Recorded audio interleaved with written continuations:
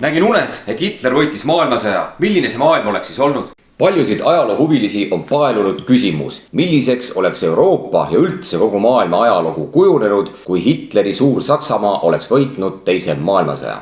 Huvitava vahepalana võib mainida, et Tallinnas moodustati koguni Adolf Hitleri nimeline tänav. Kus see siis asus? Adolf Hitleri tänav sai alguse praeguse Viru hotelli koha pealt ja see tänav lõppes siinsamas Russalka juures. Kuidas Tallinna linnavõimud põhjendasid seda, et endine Narva maantee nimetati ümber Adolf Hitleri nimeliseks uulitsaks? Eesti ajakirjandus näitas üles oma ülimalt suurt kohanemisvõimet. Tsiteerime siis ajalehte Linnateataja 19. oktoober 1941. Soovides jäädvustada Tallinna elanike ülimat tunnustust ja tänulikkust Suur-Saksamaa sõbralikule rahvale ja võimsale Suur-Saksamaa armeele ta juhi Adolf Hitleri isikus, otsustas Tallinna linnavalitsus kui Tallinna elanikkonna esindaja ja huvide kandja. Alates käesoleva otsuse avaldamisest senine Narva maantee alates Viru väljakult kuni Russalka mälestusmärgini nimetada ümber Adolf Hitleri tänavaks. Adolf Hitler oli oma vaimusilmas Suur-Saksamaa jaoks kavandanud grandioosse plaani. Saksamaast pidi saama taas suur riik, millest esimese maailmasõja järel olid alles vaid riismed. Mõningat aimu selle kohta, milliseks Euroopa või üldse kogu maailm oleks kujunenud, annab meile Natsionaalsotsialistliku partei programm ja ka see, kuidas natsionaalsotsialistid juba okupeeritud Euroopas käitusid. Saksamaa välispoliitika kaugemaks eesmärgiks oli saavutada tugev mõjuvõim Euroopas ja üldse kogu maailmas. Selle kohta on aga väga palju eriarvamusi alates maailma valitsemise soovist kuni ainult selleni, et sooviti kindlustada Saksa riigi püsimine ja rahva püsima jäämine. Hitleri unistustes oli kolmas riik, hiilgav impeerium, mida iseloomustavad võimas tööstus, rahvuslik ülevus, suured ja uhked linnad ning avarad alleed. Berliinist pidi saama Welthauptstadt Germania ehk siis maailma pealinn Germania. See pidi olema siis maailma tõeline keskpunkt. Hitler soovis Saksamaa ehitada selliseks, et see kajastaks natsiriigi võimsust antiik-Kreekast ja antiik-Roomast üle võetud neoklassitsistlikes ehitistes. Kui Hitler 1933. aastal võimule tuli, oli Briti impeerium maailma kõige suurem imperialistlik riik. Enne 1940. aastat oli Hitler brittidesse väga kiindunud ja pidas oma vaimusilmas isegi võimalikuks, et brittidega moodustatakse mingisugune liit ja valitsetakse sisuliselt kogu maailma. Kuid Churchilli vastutegevust nurjas Hitleri need plaanid. Siit maailmakaardilt on väga hästi näha, kui võimas oli omaaegne Briti impeerium. Briti impeeriumi alad on tähistatud siis pruuni värviga. Hitleril ei olnud kunagi plaaniski hävitada Briti impeeriumit. Ta pidas Briti impeeriumit väga tugevaks tasakaalustavaks jõuks maailmas ja lootis ka sellele, et Brittide impeerium hoiab ära Aasia bolševiseerumise. On räägitud isegi sellist asja, et Adolf Hitler olevat unistanud Lõuna-Ameerika vallutamisest ja sellest, et Põhja-Ameerikas puhkeb uus kodusõda ja tema oleks seal siis toetanud Saksa koloniste. Rõhutage veel kord, et Briti impeeriumit ei plaaninud Hitler mitte kunagi hävitada. Hitler olevat lootnud ka sellele, et kui on sõlmitud liit Inglismaaga, siis on talle antud vabad käed tegutseda ida pool. Maailmasõja alguspoolel olevat Hitleril olnud kindel plaan hõivata brittidelt Gibraltar ja selleks olevat ta soovinud koostööd Hispaania diktaator Francisco Francoga. Mehed omavahel kohtusid, kuid Francost siiski ei tulnud Gibraltari vallutamisel Hitlerile mingisugust abilist. On arvatud, et inglased ja ameeriklased andsid Francole mingisuguse garantii ja kodusõjast räsitud Hispaania ei soovinud Hitleriga koos sõtta minna. Rääkides Hitlerist ja natsionaalsotsialistlikust Saksamaast tuleb rõhutada, et levinud on maailmas kõiksuguseid müüte ja imelikke teooriaid. Toome ühe näite. Näiteks Erich Fromm ütles, et Hitleri näol on tegemist poliitilise nekrofiiliga. 1000-aastane riik, mille ümber kõik pidi pöörlema, oli tegelikult igavene laip. 14. juuni 1940 pandi Pariisis Eiffeli torni tippu lehvima Natsi-Saksamaa Haakristi lipp ja paljusid on huvitanud, mis oleks Euroopas saanud siis, kui Hitler oleks loobunud plaanist võtta ette sõjakäik itta. On arvatud, et kui Hitler oleks paika pannud tõhusad rahvuslikud haldusaparaadid, mis ei oleks kohalike elanike eemale peletanud, oleks ta sel juhul suutnud Euroopas võimu enda käes hoida veel jupp aega. Hitleri Germaani maailmariik pidi kujunema mitmesaja miljoni elanikuga ühendriigiks, mis oleks ulatunud Polaarjoonest Musta mereni ja Atlandi ookeani äärest lausa Siberini. on öeldud, et Hitler oli oma tegevuse eesmärgiks seadnud 2 sihti. Ühendada Saksa rahvad üheks Suur-Saksa rahvariigiks ja teiseks siis laiendada idas Saksa rahva eluruumi. Tulevane ühendatud Euroopa pidi olema kontinentaalne suurriik Saksamaa juhtimise ja kaitse all. Rikkalikud loodusvarad idas pidid kindlustama heaolu ja uus Saksa natsistlik inimene pidi Hitleri kavade kohaselt saama võimaluse etendada valitseja rahva osa ehk siis niinimetatud Herrenvolk. Millised plaanid olid Hitleri Saksamaal Venemaaga? Natsionaalsotsialismi peamine ideoloog Alfred Rosenberg oli välja töötanud sellise esialgse kava, et Süda-Venemaal tuli moodustada niinimetatud Moskoovia riik ja see Moskoovia riik tuli eraldada puhveriga ja sinna puhverisse kuulusid sellised moodustised nagu Suur-Soome, Baltikum, Suur-Valgevene, Suur-Ukraina, Kaukaasia ja idas oleks ta siis piirnenud Uurali ja Turkestani riigiga. On öeldud ka niimoodi, tsiteerime. Saksa võimu alt välja jäävad Nõukogude elanikud pidid tulevikus paiknema teisel pool Uuralit idaslaavlastele eraldatavatel maadel. Ja seal pidi olema siis lihtne põllumajanduslik elulaad ja see kõik pidi kindlustama, et nad ei ohusta enam mitte kunagi Saksamaa huve. On räägitud ka seda, et Hitler tahtis tegelikult jagada Venemaa 7 riigikeseks ja seal pidi siis olema keskne koht Moskoovia riigil. Ja kindlasti tuli siis Moskoovia ära nõrgestada ja kuidas siis oleks see nõrgestamine toimunud? See oleks toimunud 3 moel. Esiteks tuli hävitada bolševistlik võimustruktuur. Teiseks tuli nõrgestada Venemaad majanduslikult, konfiskeerides tootmisvahendid ja transpordivahendid. Ja kolmas tuli siis liita Venemaalt ära võetud alad naaberaladega, näiteks Ukrainaga ja Valgevenega. Kui rääkida üldiselt, siis suurem osa Lääne- ja Põhja-Euroopast ning ka Balkanis pidi tegelikult kujunema liitlas- ja satelliitriikide alaks, millel nagu oleks teatav iseseisvus ja vabadus, aga välispoliitikat ja majandust oleks juhitud ikkagi tegelikult Berliinist. Hitleri Saksamaa puhul on väga palju räägitud niinimetatud Lebensraumi ehk eluruumi mõistest ja loomulikult oli Lebensraum Hitleri kirjatöödes üks läbivaid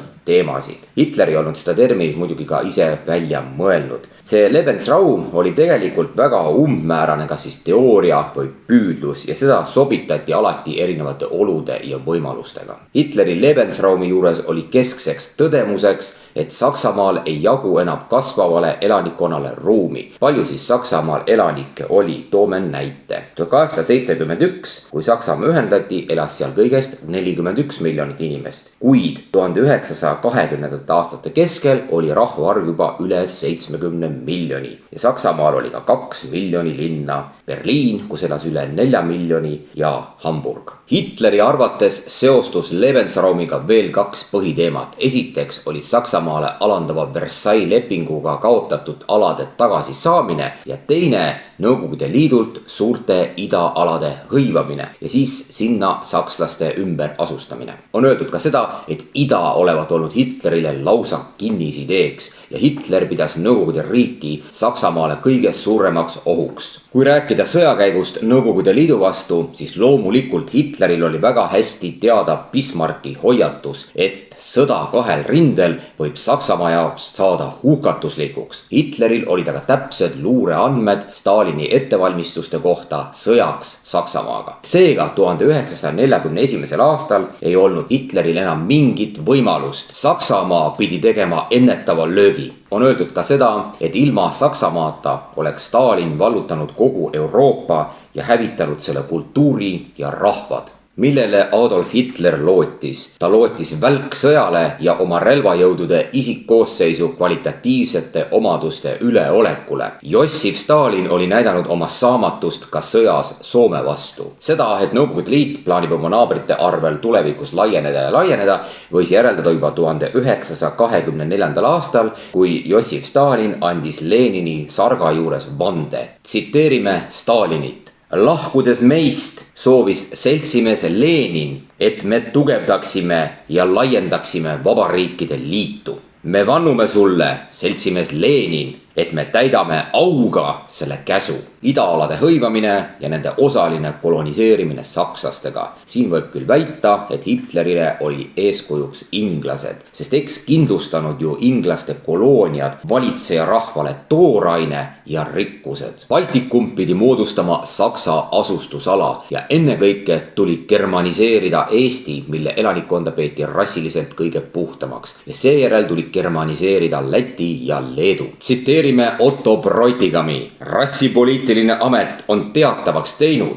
et eestlased olevat puhtad germaanid ja nende puhul esinevat üks haruldane juhtum, kus vallutaja rahvas on vallutatavate keele omaks võtnud, ehk siis baltisaksa mõisnikud võtsid üle eestlaste keele. Otto Bräutigami järgi oli ette nähtud 2 Saksamaa suhtes perifeerias asuva tugipunkti tekkimine, Eesti ja Krimm. Krimmi pidi sealjuures elama asuma ainult sakslastest elanikkond. Kui lähtuda sakslaste plaanidest, siis muidugi võib väita, et väikerahvastele oleks pikemaajaline Saksa okupatsioon tähendanud nende jaoks etnilist katastroofi. Muide, Heinrich Himmler pidas eestlasi nende väheste rahvaste hulka kuuluvaks, kellel lubati endale kahju tekitamata sakslastega ühte sulada. Eestis elavad 80 000 venelast kavatseti ümber asustada ida poole ja Eesti territooriumi saksastamine pidi Heinrich Himmleri arvamuse järgi toimuma 20 aasta jooksul.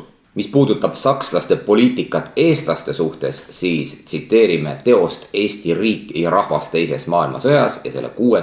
köidet. See, et eestlased olevat puhtad germaanid, ei tähendanud sugugi seda, et eestlased oleks võinud loota mingile riiklikule iseolemisele, vaid põhiliselt ja puhtad germaanid eestlased pidid võimalikult lühikese aja jooksul saksa keelkonda tagasi juhitama. Sellelt kaardilt on näha, milliseks oleks Euroopa kujunenud natsionaalsotsialistide kavade järgi. Loomulikult on siin ka väga palju spekulatsiooni. Võime näha, kui suur on Soome riik. On näha ka, kui kaugele itta ulatub Ostlandi riigikomissariaat. Eesti kindralkomissariaadi piirid olid ida suunas laiendatud kuni Leningradini, Volhovi jõeni ja Ilmeni järveni ja seejuures pidid Leningrad ja Novgorod saama osaks Eesti kindralkomissariaadis. Loomulikult ei võlunud Eestis mitte kedagi taolised plaanid. Nagu öeldud, kavatseti eestlasi siis keele suhtes kiiresti ümber rahvastada ja siis Venemaalt liidetud alasid, mis olid siis Eesti poolt idas, neid oleks siis tulnud valitseda koos sakslastega ja osaliselt ilmselt ka asustada.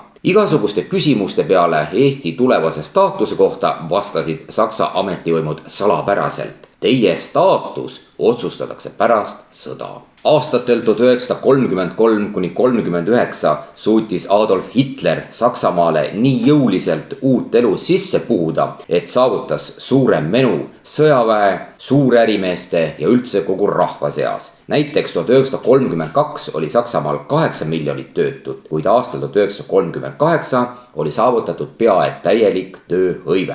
Hitlerist sai otse kui salapärane ainult harva ligipääsetav jumalus, keda natsiriigis kõik kummardasid ja keda kõik ülistasid. Hitler muutis Saksamaa ilmet mitmesuunaliste autoteede rajamisega ja need on osaliselt kasutatavad ka tänapäeval. Oma kõnes aastal 1942 võttis Heinrich Himmler kokku germaniseerimise plaanid ja selles plaanis oli siis mitu punkti. Esiteks tuli Germaani ühiskonda liita Flandria, Valloonia ja Madalmaad. Teiseks tuli germaniseerida Taani ja Norra ja kolmas, seda nägi siis ette generaalplaan Ost. Kavatseti riigiga liita ka Poola ja Nõukogude Liidu alad Laadogast kuni Musta mereni ja idas kuni Lääne-Siberini. Seda, et Hitler ei andnud kohe tema poolt okupeeritud territooriumitele poliitilist iseseisvust, on peetud tema kõige suuremaks veaks ja põhjuseks, miks ta sõja kaotas. Selle asemel, et kohalike rahvaste toetust ära kasutada või seda isegi õhutada, eelistas Hitler kohalikest iseärasustest mööda vaadata ja rakendas kogu piirkonnas ühesugust jäika suhtumist. Eelpool mainitud generaalplaanist Ost. Kui vaadata Hitleri pikaajalisi plaane 1000-aastase riigi loomiseks, siis nende seas on just üks tähtsamaid generaalplaan Ost. Ja selle koostas 1939–40 riigi julgeoleku peaamet. see nägi Saksamaa hõivatud aladel ette 2 võimalikku arenguteed. Esimene oli saksastamine ehk germaniseerimine, saksa keele, kultuuri ja identiteedi levitamine selleks sobivate rahvaste seas. Generaalplaan Ost oli seisukohal, et saksastamiseks sobisid eriti hästi Balti riigid, Eesti ja Läti siis eelkõige. Pikema aja peale sobisid saksastamiseks ka circa 35% ukrainlastest ja 25% valgevenelastest. Neile rahvastele, kes saksastamiseks õieti ei sobinud, näiteks poolakad või siis teatud venelaste rühmad, nendele rahvastele oli ette nähtud massiline küüditamine. Ja see pidi siis puhastama maad kas sakslastest või teistest sobivatest tõugudest asunike jaoks. Kalkuleeriti, et circa 20 miljonit poolakat tuleb küüditada Lääne-Siberisse. Ja mis puudutab veel Venemaad, siis olgu öeldud, et Venemaaga oli väga raske, sest et seal oli väga palju erinevaid rahvaid ja nende rahvaste suhtumine bolševismi oli väga erinev. On öeldud ka seda, et kuigi Moskoovia oli algul mõeldud kindralkomissariaadina, siis selle lõplik staatus jäi välja selgitamata ja paika panemata, sest Hitleri sõjamasin ju Moskvasse ei jõudnud. 1941. aasta talvel, kui Hitleri riik oli oma võimsuse tipul, siis tundus, et Saksamaast võib saada üks maailmas suuremaid impeeriume.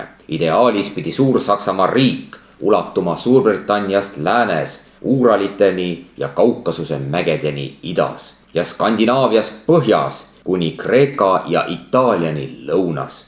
Kõigest kõrgemal seisis Suur-Saksamaa, mis koosnes Saksamaast ja 1930. aastatel liidendatud piirkondadest ja seda suurendati hiljem siis vallutustega Poolalt ja Nõukogude Liidult. Uue Saksa impeeriumi idapiiri nimetati ka AA liiniks, kuna see pidi kulgema Arhangelskist loode Venemaal Astrachanini kagus. Arvati, et see piir tuleb ka püsivalt militariseerida. Oldis seisukohal, et niisugune suur riik lahendab täielikult sakslaste julgeoleku ja eluruumi probleemid. See kõik pidi kujunema jõuliseks vastukaaluks Ameerika Ühendriikide üha kasvavale tööstuslikule võimsusele. Euroopa riikide majanduse sujuva edasitoimimise nimel jättis Adolf Hitler enamasti ametisse senise riigiaparaadi okupeeritud riikides. Ja võib öelda ka seda, et Saksa võimu iseloom Lääne-Euroopa riikides erines üsnagi tunduvalt. Näiteks Taanis valitses natsionaalsotsialistide heakskiidu saanud koalitsioonivalitsus ja selle tegevust kontrollis riigivolinik ja Taani kuningas Kristjan 10 jäeti natside poolt edasi troonile. Hollandist aga näiteks sai üldse madalmaade riigikomissariaat, kus kehtis lausa sõjaväeline võim. Põhja- ja Lõuna-Prantsusmaal kehtis samuti sõjaväeline võim, mille juht asus Pariisis. Poola kohta nii palju, et see riik kujundati Hitleri poolt põhjalikult ümber. Lääneosa liidendati vahetult Saksamaaga, keskosast moodustati kindral Kubermang ja idaosa läks Ostlandi riigikomissariaadi alluvusse. Koola poolsaares pidi saama Saksamaa sõjaline koloonia ja on räägitud, et näiteks Kanaari saared ja Püha Helena saar pidid jääma igavesest ajast igavesti Saksamaa sõjasadamateks. Adolf Hitler valdas suurepäraselt propagandakunsti ja kuna ta taotles impeeriumi loomist, siis levitas Saksamaa oma raadiosaateid ka teistes maades. Olgu öeldud isegi niimoodi, et Hitler kuulutas, et ilma raadiota, nagu ka ilma autodeta ja helifilmideta ei saagi olla rahvussotsialismi võitu. Berliini lähedale rajati muide nii võimas raadiomast, et see suutis edastada natside saateid isegi Ameerikasse ja Ida-Aasiasse. Üks huvitav väljaanne oli ajakiri nimega Signaal ja seda andis välja isegi Wehrmacht. See oli mõeldud eelkõige vallutatud maade ja neutraalsete riikide rahvastele. 20 võõrkeeles väljaantav ajakiri üritas kujutada Saksamaad vallutatud maade heategijana. Kui Hitler oli suured maa-alad kokku vallutanud, siis loomulikult need ulatuslikud vallutused tõstatasid küsimuse, kuidas kõiki neid alasid poliitiliselt, sotsiaalselt ja majanduslikult üldse valitseda. iga impeeriumi valitsemise võtmeküsimus peitub selles, kuidas kontrollida keskusest kaugele jäävaid alasid. 3. riigis oli see lahendatud siis niimoodi, et moodustati mitmekesiseid haldusüksusi. Mõnes riigis või piirkonnas kehtis sõjaline okupatsioonivõim, mõni aga liideti otseselt Saksamaaga. Samuti Saksamaa sõlmitud liidusuhted kindlustasid riigile korraliku puhvertsooni lõunas, kagus ja põhjas.